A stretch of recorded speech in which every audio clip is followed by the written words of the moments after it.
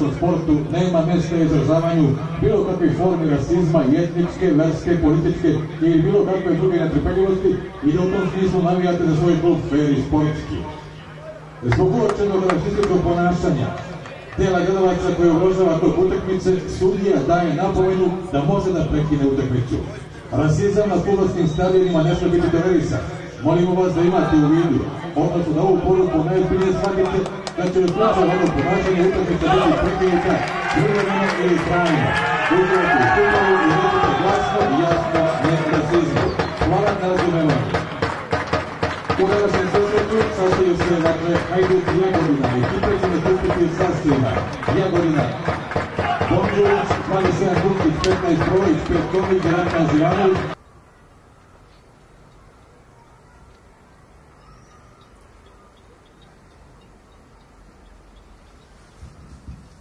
Slavo.